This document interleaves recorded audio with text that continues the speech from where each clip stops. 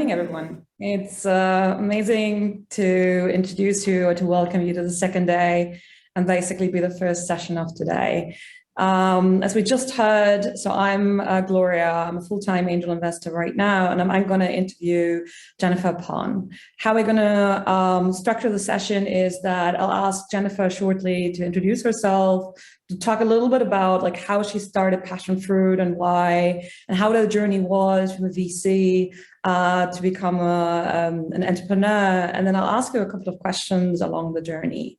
So yeah, Jennifer, over to you. Tell me a little bit about yourself, about your background, and how you came to start Passion Fruit. Yeah, thank you so much. Thanks also again for the invitation to be here. So my name is Jennifer Pan. I'm one of the co-founders and the CEO of Passion Fruit, which is the operating system for the creator economy. I quit my job actually end of last year to found the company. Before that, I was working in venture capital, investing in early stage companies from pre-seed, seed, Series A. I'm really happy that I made the switch to the other side of the table. Maybe to start with your first question, how the idea of Passion Fruit came about. So in 2020, obviously a lot of things happened. There was the pandemic, there were a lot of happenings in the society, Black Lives Matter, Asian hate crimes, the climate crisis. And I personally was looking for a way to channel those, emotions inside me, and I actually found it in writing. So I started a newsletter called Tech for Good as an experiment, where I was sharing what I saw in terms of climate tech, food tech, diversity in tech, and just everything which has a positive impact on our society and environment. I really loved it. It became my passion project and side hustle next to my investor's job. And at the same time, I also built a community called Two Hearts, which has the goal to increase cultural diversity actually in the tech ecosystem. We scaled it from 0 to 700 community members up. And I think those two experiences made me actually question, also with the pandemic, if I want to stay in venture, or if I actually want to leave the venture world to pursue this full time. And I couldn't give it really a name nor a term what this means. Am I, an entrepreneur? Is this, like being a creator? Is this becoming a solopreneur or freelancer? And I started to dig more and more into answering this question, talk with a lot of people who started a newsletter, a podcast, a YouTube channel to share their learnings. And I understood that this is completely a new generation of entrepreneurship, which is happening or evolving right now. And a lot of creators are entrepreneurs. And for entrepreneurship, you don't necessarily need to start a startup, but you can actually start with a newsletter or a podcast and build it from there. And I truly believe that also the creator economy empowers people economically. It gives people a chance to have, a voice in this very homogeneous landscape oftentimes. And what we saw, though, is that though this generation of entrepreneurs need software and infrastructure to actually, manage and run their businesses. And that's how we came up then with Passion Fruit. Mm-hmm. So I think something that a lot of people are afraid about or don't really know what to do or how to do it is like when to actually quit the job. So you have a side hustle, maybe you're making your first revenue, etc. But like, when is it actually the right time to quit the full-time job and pursue this full-time? How did you go about this decision? And then once you made that decision, how did you get started? What was the first thing you did? Yeah. I think this answer also totally depends on each individual person, right? I think it has to do a lot with your, appetite for risk. What kind of safety net or what kind of factors do you need in order to make the jump? So for me, it was a really, really tough decision, because being an investor, and you know it, is, I think, one of the greatest and most privileged jobs, in my opinion, you can actually have. You get, you're surrounded by ambitious, amazing entrepreneurs, get to invest in the future.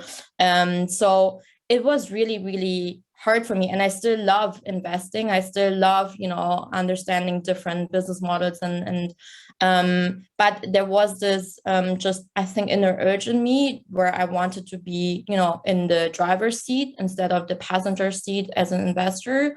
So I, in the end, also asked myself, what are factors which I need? Does that mean I need a team in order to make a jump? Does it mean I need, a co-founder to make a jump? Does it mean I need to have an actual idea and funding already to make a jump? So I think those are like some questions which I just ask myself, and which I think can help anyone who considers that.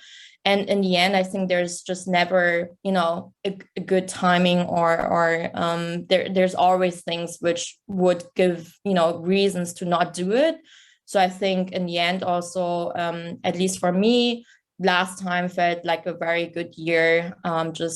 Everyone being shaken up by the pandemic. I think we're all asking us very existential questions. I'm still young. I can still, take those kind of risks. The society had a lot of changes, consumer behavior changed, the funding environment changed. So there were a lot of tailwinds also, where I thought, okay, there's never a good timing, but if there is, then probably it's now. So did you find your co-founders before you quit the job, or did you do it afterwards? And like, how did you find them? Because I think that's something a lot of people are struggling with. I mean, you have two co-founders, I believe, like yes. One who's business co-founder, and then one female technical co-founder. Like, how did that come about? And was it before you left or afterwards? Yeah, I would say it was in between. So I already met them, but we didn't, and we explored basically a potential co-founder, relationship. Jens, my co-founder, one of the co-founders, he and we studied actually years ago during our bachelor's in Mannheim. He went different ways, worked then at Bain and strategy consulting, and then actually as an operator at Get Your Guide, leading a team during also the crisis last year. And Michelle, our third co-founder and CTO, I actually reached out to her. She's originally from the US, worked for a long time in Silicon Valley for Airbnb, and then most recently at Shopify as an engineer. And I knew already what kind of, I think, just values and skills and I would say, technical, but also soft skills. In that sense, I was looking for in co-founders, but it's still, as they say, right, like a relationship. So we did really like a co-founder dating process. We had a lot of different sessions where we went through the 50 questionnaire from First Round Capital. We had working sessions. We went even on holidays together to really see, how we work together, or how we can also hang out and like in our free time together. And then I did reference calls to talk with their employees. So a little bit of a mix of what I also took from the investor approach. But in the end, I think you never know, right? In entrepreneurship, you're being put under so extreme circumstances that you can do, so much you can do. And I think I did it very methodologically, but you still don't know. And I mean, until you really put in this current situation. Yeah. Is that something from your VC time when it's about like choosing a co-founder that you have seen go wrong there? Or like, how have they worked through issues that they had really, really early in their like founding story, etc.? Yeah, I think I haven't seen during my time necessarily a story around that. I think overall there are, co-founders who know each other since 15 years and are best friends, and they just, grow apart and have different strategy visions, and the team basically breaks up. And then there are people who just literally met each other at a party, and decided to do something together and also break up. So I think the oftentimes the relationship, if you have been friends before, is oftentimes, could be seen positive, but also oftentimes it's not let's say a cure or a requirement for success. Overall, obviously, conflict is good if it's healthy. I think especially if we talk about diversity and diversity of thought in a team, it's it's natural, and it's where the best decisions are being made or come from. So I think that's completely normal. It's just that you need to know how to embrace the conflict, and then also work with a coach, potentially, not only if it's in a bad place already, but actually early on. Mm-hmm. And did you approach your co-founders with the idea already, and then you kind of shaped it together a little bit, or was it was still a very broad idea when you started talking, so you wanted your co-founders to have like a real decision-making power? Like, how did you go about that? Because I saw a lot of conflicts around that as well, with different founding teams where they, for example, became part of Entrepreneur First, and one of them already came in with like very, very clear what she or he wanted to build, and then everyone else was like halfway on board, but not quite. So like, how did you go about that, like shaping the topic, etc.? Yeah. So I was already also looking into a lot of different ideas on my own.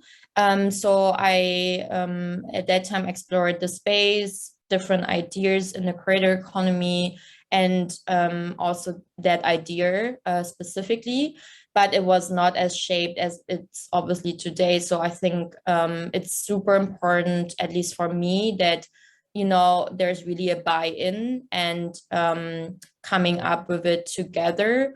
And in the end, though, I have to say that's also depending on, individual persons, but ask yourself, does it matter to you more that this specific idea of yours, is being built, and that's like your highest priority? Or does it matter to you more to find the right co-founders who have the right, values, the right skills, and then you come up with, an idea together? So I think that's also a question you need to ask yourself, and people have different priorities, I think, in terms of that. Yeah, I like that. So now that you've been a founder for like about 6 months, how is it different from what you expected it to be when you were still on the other side of the table? Like, what's a lot harder? What's maybe easier than you thought it would be, etc.? Yes, it's so different. I think even when I, went through the co-founder process, or finding actually co-founders, I already, went with a completely different mindset into the conversations with founders at that time when I was the VC, because I said it's already an achievement that you found each other. So I think it's just much more, it gave me a different perspective, much more. I knew already it was hard before, but it gave me just a whole different level, obviously, of empathy and humility. And I think actually it's super important for an investor to have that. I think as an investor, the level you're basically looking at things is much more different, right? You're much more high level. You look at pitch decks for 3 minutes. Based on that, you kind of evaluate if you want to pursue a first intro call or not. So it's very much obviously on the surface, which is necessary because as an investor, you look into so many different opportunities. And being a founder now is obviously completely, like at surface, I don't know, zero.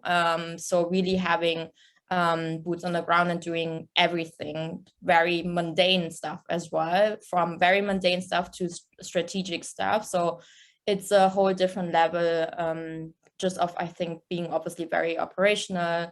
Hiring, I think, is something which is on every founder's mind. Product, obviously, how do we build the product, go to market? So it's just very different questions. I think I look at from another angle. So it's the same topics, but just very different angle, I would say. And how was fundraising to be like on the other side of the fundraising part? And how was that? Like, how was your experience with the VCs? How do you think also maybe the experience that VCs can provide can become better, having seen it from both sides, maybe? Like, how was that part in particular? Yeah, I think I'm super grateful for the experience I could make as a VC, and I know that puts me at least in a different position, because I knew, how to think big. What does it mean to pursue an idea that could be, an outlier in a fund? I understood, what VCs are looking for. I understood what are VCs, or in general, what makes a good co-founder team. I understood, in that sense, I learned a lot from that perspective, which I could translate, right? So I think in that sense that was great. And then also I knew at least the rules of the game to fundraise, which already helps, right? I didn't play it yet, but I was a coach, I knew the rules. So that also helps a lot, just kind of how to build FOMO around how to get warm intros, how to find your first believers. So I think that's something which I saw from the field, and then I could apply it.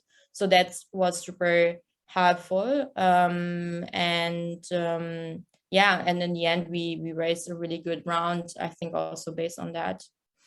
With a former colleague of mine, actually, as well. Yes. Sabina, who's now at Creandum, a partner at Creandum. Yes, I work with at Cre. So like that's how interconnected, how small the world sometimes is. You just said you knew how to find the first believers.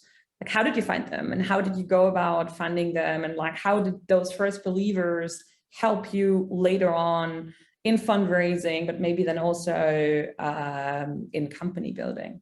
Yeah, so I think as founders, for the first round, you need to ask yourself, who do you want to get to the table? Do you want to do an angel only round, which is the normal route? Do you want to get VC funding right away? Do you want to do a mix? How many investors do you want to get in? So I think those were some questions we also asked ourselves. We asked ourselves we were very clear on, like the capabilities and the expertise our investors should bring in, but also what kind of investors we wanted to get in. And in the end, I think, as the job as a founder is mostly sales. You need to find early believers. As an investors, we created a target list of all the different contacts we thought are interesting for us and why they're interesting. And I think that goes the same for, finding your early believers in terms of your founding team, finding your early believers in terms of customers. So I think there is a very similar playbook oftentimes, and reaching out obviously to people in the network and wider network always helps, because that kicks off the snowball effect, because then those early believers obviously then refer you to others, and that creates this snowball effect. So obviously looking in the network first and asking for warm intros was what helped us, I think, also to find the early believers. Mm-hmm. One of the things I've seen both on the operator side as well as an angel is that I believe a lot of entrepreneurs don't leverage their investors, the angel investors, but also their like VCs enough. How do you interact with them? Like, how do you communicate with them? Is that like a monthly update? Like how often is it? What's the cadence with the different groups of people that you have? Because you ended up raising like with a VC, but also with a couple of angels. And then how do you leverage them for what? For customer introductions, etc. Walk me through like what's kind of best practices you saw as maybe as a VC, and what are the things that you're applying today as an entrepreneur? Yes, I think Creandum actually put out recently a report, which was interesting about value add of investors. I don't know if you saw it. I think, and there was a huge gap between what VCs think, what kind of value add they bring to the table, and then what founders think. And that was interesting to see. And there were like, I think 4 or 5 big buckets. In the end, I mean, first and foremost, obviously a VC brings in the funding. So that's one thing. The second thing is in terms of hiring. So hiring is a big part of our not day to day, but basically what keeps us also awake, finding the best team members. So in that sense, we do work very, collaboratively with Creandum together as a VC. So we have a WhatsApp group, we have, check-ins every few weeks, and we see them as an extended team members actually. So they do interviews also with the candidates, or they help us to close candidates. So that's, one way to work with them in terms of hiring. Obviously also sharing open roles with our investors to, share that with their network. Then in general, we have 2-week or bi-weekly updates. So in the beginning, I think it's important to stay rather close to your investors. And just, having them as a sparring partner, going through, different challenges we have right now, and just getting their outside-in perspective, I think is valuable. The third thing, obviously, is customer introductions, as you already mentioned, or in general, investor, or how you get the best out of your investors is just obviously making deals happen. And that could be from a B2B perspective, obviously, then, customer introductions, but also just helpful, contacts in who help you multiply that. So that's a third part.